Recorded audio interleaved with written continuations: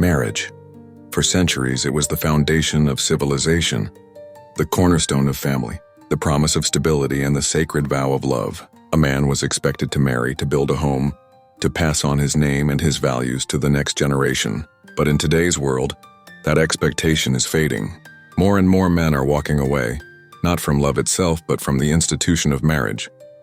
The question arises, what is driving this disinterest? Why are men turning away from what was once considered life's greatest duty? The Stoics of ancient Rome and Greece had much to say about attachments. Epictetus warned, "If you want your children and your wife and your friends to live forever, you are a fool." Not because these bonds are worthless, but because they are fragile, subject to fate, beyond our control. For many modern men, marriage is viewed through that same suspicion. They see it not as a union of souls, but as a potential snare, a contract weighted with legal risks, a bond that can be broken in an instant, often with devastating consequences for the man. In this view, marriage is not freedom, it is exposure. And so the Stoic voice echoes across time.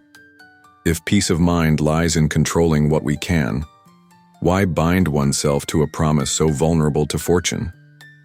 Marriage is no longer the social expectation it once was.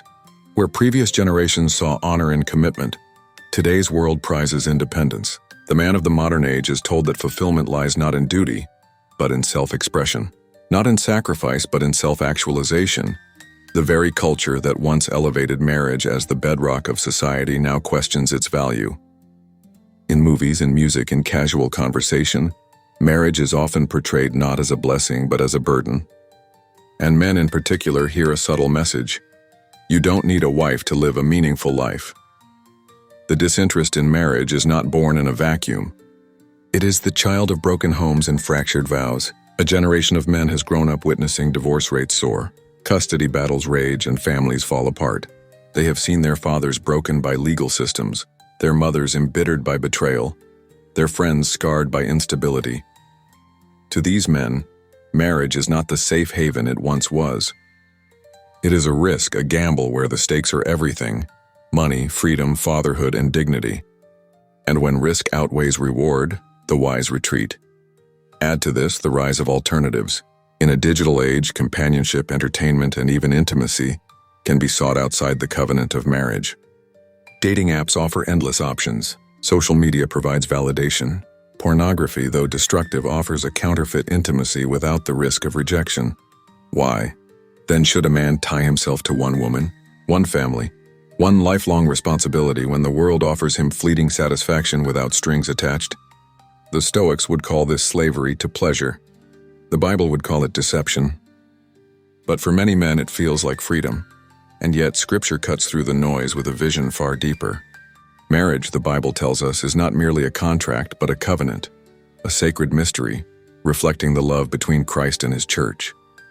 It is not about control or convenience, but about transformation, about two becoming one, about iron sharpening iron, about growth in love and holiness. Where men see risk, the Bible reveals purpose. Where men see limitation, it reveals sanctification. Marriage, in its true form, is not the loss of freedom, but its fulfillment, the channel through which love matures. Children are nurtured and society is anchored. If men are turning away from marriage, perhaps the question is not why are they avoiding it, but what are they searching for instead? The Stoic will say they seek freedom from the chains of passion and chaos. The modern man says he seeks respect, purpose, and self-mastery. The Christian will say he is searching for the love and unity that only God can complete. Perhaps men are not rejecting marriage itself, but the broken, distorted version they see around them. They do not want the marriage of conflict, betrayal, and emptiness. They want something real, something enduring, something sacred. The disinterest in marriage among men is not just a cultural trend. It is a mirror, reflecting society's shifting values, the wounds of broken families, and the hunger for meaning. The Stoics remind us that no institution can enslave the soul that is free within. The Bible reminds us that love, covenant, and faithfulness are worth every sacrifice. So the question remains, is marriage dying, or is it being purified? Are men rejecting love? Or are they waiting for a vision of marriage that is worthy of their commitment?